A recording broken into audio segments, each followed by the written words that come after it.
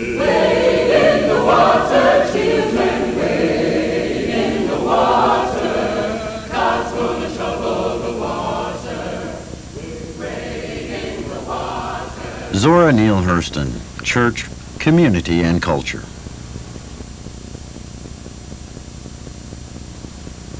Zora Neale Hurston, the dominant black female writer from the 1920s to the 1950s and a trained anthropologist, was a major contributor to the Harlem Renaissance. Even today, much confusion exists about the date and place of her birth. Scholars agree that she was born either in Notasulga, Alabama, or Eatonville, Florida, around the turn of the century.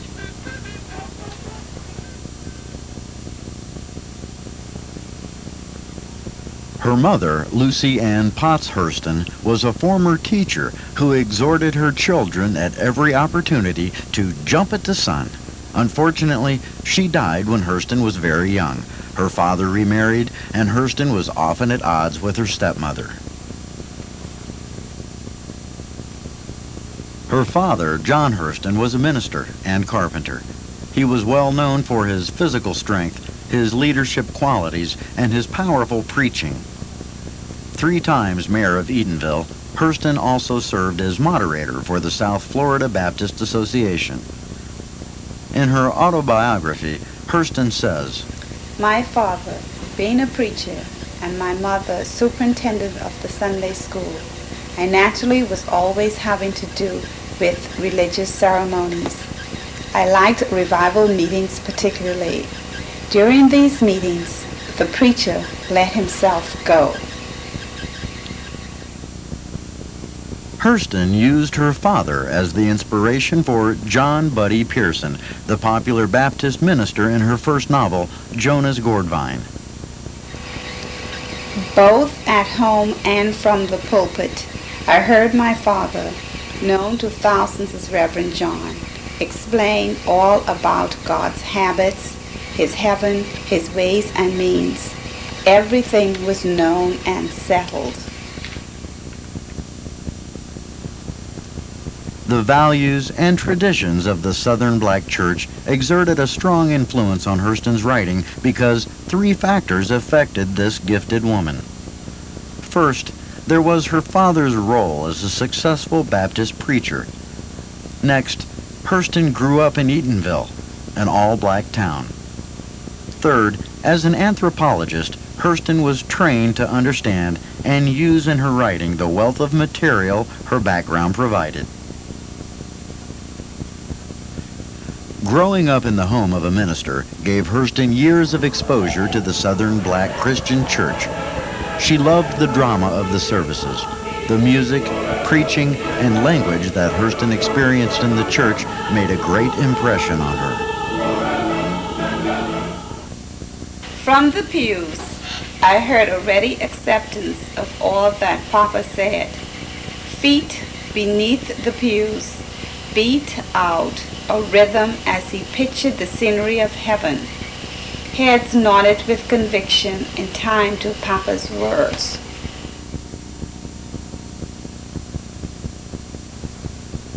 In her introduction to Hurston's The Sanctified Church, author Tony Cade Bambara recognizes Hurston's frequent use of church-related material. She writes, "The sermons and church pieces work their way into all of her novels, most especially Jonah's Gourdvine. They represent, too, a lifelong concern with spirituality, most hauntingly presented in her masterpiece, Their Eyes Were Watching God." One example of her unique ability to integrate church material is Reverend Pearson's sermon in defense of his moral conduct. When I speak to you from this pulpit, that ain't me talking. That's the voice of God speaking through me. When the voice of God is through, I just another one of God's crumbling clouds. Hurston recognizes the vivid sermons of the black church as an art form and uses various practices of the black church in her writing. These include spirituals, conversions and visions, shouting, and the use of audible breathing on the part of the preacher. Of the conversion experience, Hurston writes, I know now that I liked that part because it was high drama. I liked the baptisms in the lake too, and the funerals for the same reason.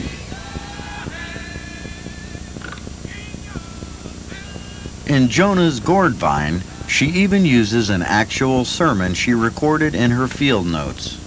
When God said, let us make man, and the elders upon the altar cried, if you make man, he will sin. God my master, God my father. In addition to the influence of the church, Hurston was also profoundly affected by her Eatonville years. Like the dead seeming cold rocks, I have memories within that came out of the material that went to make me. Time and place have had their say. She writes in her widely acclaimed autobiography, Dust Tracks on a Road. She is referring to her childhood home, the only incorporated all-black town in America, located just north of Orlando. She proudly explains, I was born in a Negro town.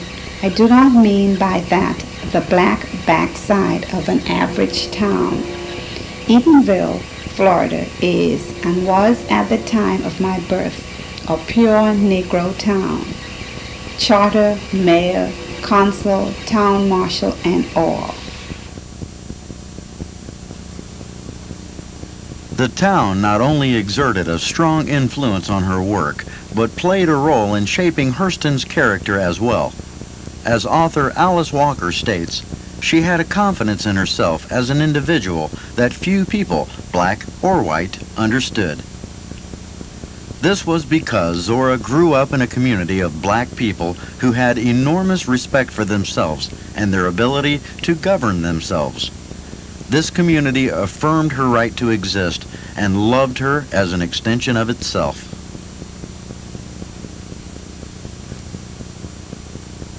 People Hurston knew growing up, like Joe Clark and Lige Moss, appeared in her novels and short stories. In her stories, townspeople sit on Joe Clark's porch, gossiping and commenting on the morality and actions of the people of Eatonville. Men sat around the store on boxes and benches and passed this world and the next one through their mouths. The right and the wrong, the who, when, and why was passed on, and nobody doubted the conclusions. Critics have referred to these porch advisors as a Greek chorus who give insight into the culturally rich lives of ordinary men and women of Eatonville. There was no discreet nuisance of life on Joe Clark's porch. There was open kindness, anger, hate, love, envy, and its kinfolks. All emotions were naked and nakedly arrived at. It was a case of make it and take it. This was not just true of Eatonville. This was the spirit of that whole new part of the state at the time, as it always is where men settle new lands.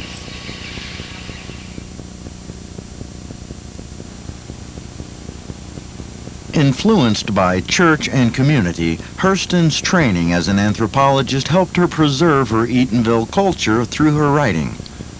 She went to New York and entered Columbia's Barnard College, studying with famed anthropologist Franz Boas.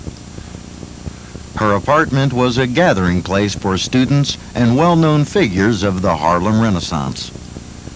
Hurston enjoyed being the center of attention. Most of the other Renaissance writers didn't know she was a big hit. Langston Hughes said of her, Zora Neale Hurston was certainly the most amusing. Only to reach a wider audience need she ever write books, because she is a perfect book of entertainment herself. When she finished her studies with Boaz, Hurston was ready for a career which combined writing fiction and drama, collecting folklore, and teaching. Hurston's main concern was how to express the stories she'd heard in Eatonville and around Florida, and she received fellowships to collect folklore in her native region as well as the West Indies and Haiti. Hurston was always concerned with preserving Florida's folklore and black dialect. One of the tales she liked to collect was the lying tale, such as how jack-o'-lanterns came to be, the story of Big 16 and the devil. At the end of the tale, Big 16 confronts the devil's wife. When 16 got there, she handed him a little piece of fire and said, "You ain't coming in here. Here, take this hot coal and gwine off and start you a hell of your own." So when you see a jack-o'-lantern in the woods at night, you know it's Big 16 with his little piece of fire looking for a place to go. A few years after her graduation from Barnard, Hurston, a noted folklorist, had achieved some fame as a playwright and director. Mary McLeod Bethune, founder of Bethune-Cookman College, a historically black college in Daytona Beach, Florida, became acquainted with her work through a series of concerts Hurston produced entitled From Sun to Sun. Having first staged this theatrical review as The Great Day on Broadway, Hurston put on a new version of this Negro musical at Rollins College in Winter Park. In December 1933, Mrs. Bethune hired Hurston to establish a school of dramatic arts based on pure Negro expression. Undoubtedly, Mrs. Bethune was impressed with Hurston's literary talent and achievement in the dramatic arts.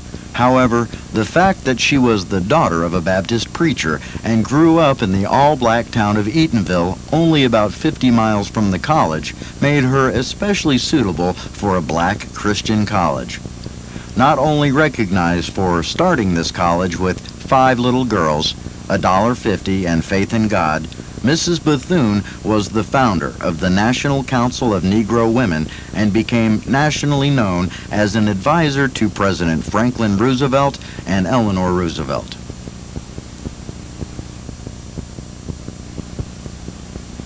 Known as devoutly spiritual, Mrs. Bethune was recognized, even in her own time, as one of the most influential and powerful women in America. It is not surprising that she admired another strong woman, Zora Neale Hurston, whose lifelong concern with spirituality is strongly reflected in her literature. It is also not surprising that these two successful women, who did much to advance the position of their race, would come into conflict. According to Hemingway, Hurston, who did not submit well to authority and was never at ease as an academic, was very soon at odds with Mrs. Bethune. She claimed later, "I found it impossible to do anything worthwhile because there was a student body of only 226, and the same students were needed for all the choral groups, major athletics, social groups, various dramatic groups at the same time." Hurston was asked to produce an anniversary play for the school. The script was submitted by a faculty member who, according to Hurston, had no more idea of drama than she had of relativity. Instead of producing this play recommended by Mrs. Bethune, Hurston used her popularity with the students to put on From Sun to Sun. It was well received by the audience. Miss Nellie Brown, a student during Hurston's time at the college, comments on her personality and relationship to the students.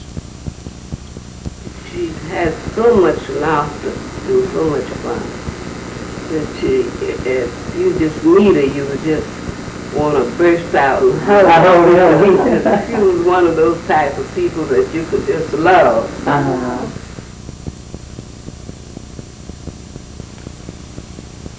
Despite her initial enthusiasm for working the students, Hurston's career at the college was short. According to Hemingway, she was unhappy with her lack of autonomy and the physical facilities of the school. She even reported having trouble obtaining a light bulb for her office. She left Bethune-Cookman after only one semester.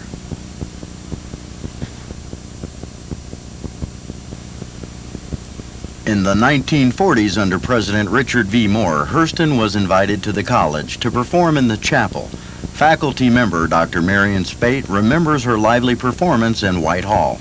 I'm back under President Moore's presidency, and she came to chapel, and all the students were there, and she was dressed very much like she had been on the farm for a long time, and she looked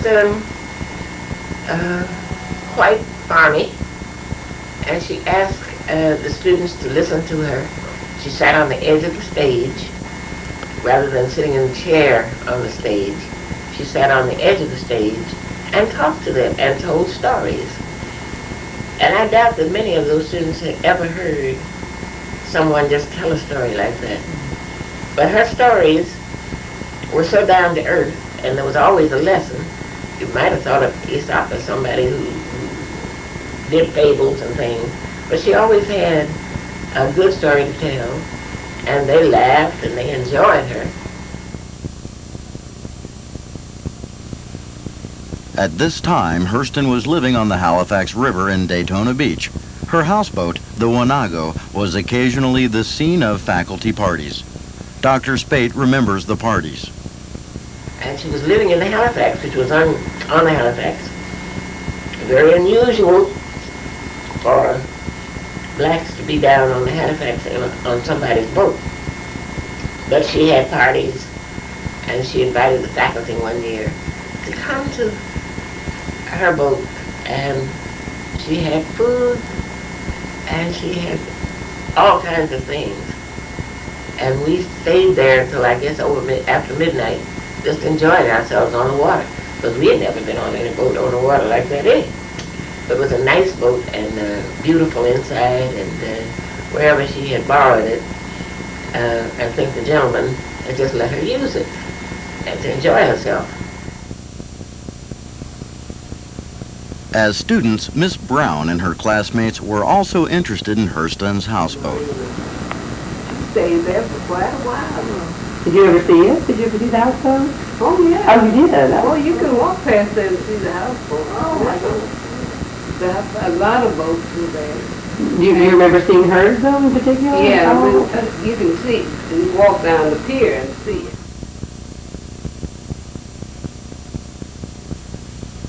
Hurston loved fishing and her life on the river. For the next 4 years, Hurston stayed in Florida, living on the Indian and Halifax rivers. During this time, Hurston became acquainted with another prominent author, Marjorie Kinnan Rawlings, author of Cross Creek and The Yearling. She told her friend how much she liked living on the boat because she had the solitude she loved. She also told friends about the small toilet that could only be used if your behind doesn't stick out too far. Rawlings, also a local color writer, loved solitude as well, writing about the rural areas of Cross Creek near Gainesville, where she lived alone for many years. Hurston visited Rawlings at her home, according to Idella Parker, cook and maid for the Cross Creek author. Mrs. Parker, formerly a teacher in the Florida school system and a Bethune-Cookman graduate, is now an author in her own right. She wrote a book about the years she worked for Marjorie Rawlings. In her book, Idella, Marjorie Kinnan Rawlings' Perfect Maid, she tells about Hurston's visits to Cross Creek. Zora Neale Hurston came to visit Mrs. Rawlings more than one time, and they would have an enjoyable time, and I think they met at Rawlings College, and Mrs. Rawlings she saw something in Zora's work that enhanced her, so she would invite her to come, and Zora drove over out to Cross Creek. And one evening, after dinner, early dinner, and they start talking of what have you, and Mrs. Rollins insists that Zora stay there instead of trying to go back home. And of course, in those days, which was in the 30s, blacks and whites did not stay on the same roof. So Mrs. Rollins asked me, she didn't ask me, she always talked to me. She said, Adela, Zora's going to stay with you tonight. And of course, this displeased me. I wasn't happy that Zora was going to stay with me. Of course, had I known then, as I know now, that I would have been happy to have had her stay with me. But Zora, she was a nice lady. It seems, I didn't know too much about her, but she was nice. And the next time I met her, she came over to the cottage. And from that, she went to Castle Warden Hotel, where Mrs. Rollins had the penthouse. And she didn't come in the front of the hotel. She came in the back to the kitchen and went up the stairs to the penthouse. And of course, she wasn't dressed like we thought she should have been. And I hadn't seen her since, because they were crying together. And then later I found that, something had happened. And her work didn't go well in the last 3 years. She became a maid, you see. She was working they said, with the apron on, just as I had. And this was, I thought, was so bad that one could fall so low. Influenced early by her upbringing in the Negro Baptist Church, Zora Neale Hurston continued her ties to Christian institutions, returning to Bethune-Cookman one last time in 1956, only a year after the death of Dr. Bethune. She received an award for Education and Human Relations at the graduation ceremony. Zora Neale Hurston, in spite of her prolific writing, was never comfortable financially. During her final years, she worked as a maid and as a substitute teacher and columnist in Fort Pierce, where she died in a state welfare home. Her work, out of print for many years, Hurston was largely forgotten until her rediscovery in the 70s. In her famous Ms. Magazine essay, Looking for Zora, Alice Walker tells about her search for Hurston's unmarked grave in Fort Pierce. She located what she believes is Hurston's grave site, where she placed a marker inscribed, Zora Neale Hurston, a genius of the South, novelist, folklorist, anthropologist, 1901 to 1960. With the revival of Zora Neale Hurston's literature has come a yearly festival in Eatonville celebrating her life and work. Eatonville is still an all-black community. On the site of her father's church is the present Macedonia Baptist Church, reminding us of one of Hurston's strongest early influences. Again, her writing reflects the importance of the Christian church, community values, and black culture.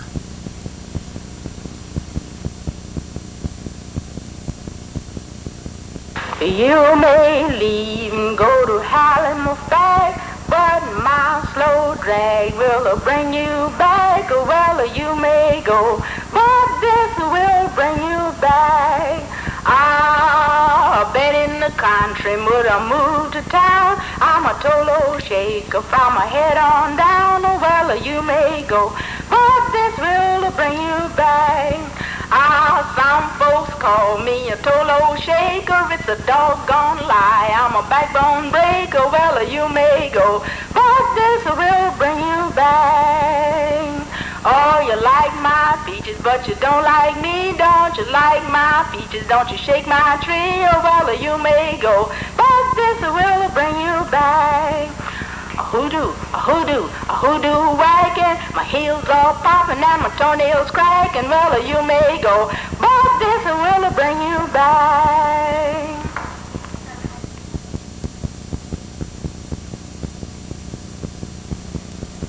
Hello, my name is Mary Corliss. And I'm Dorothy Dobbins.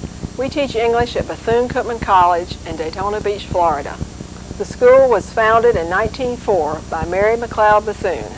We were interested in creating this video documentary because of Zora Neale Hurston's connection to our college. When we teach her novels and short stories in our English classes, our students are especially interested to know that she taught here in 1934, and they always want to know more about her connection to the college and her relationship with Mary McLeod Bethune. We want to thank Gordon College and the Pew Charitable Trust for the summer research grant that allowed us to make this video. We hope you've enjoyed it.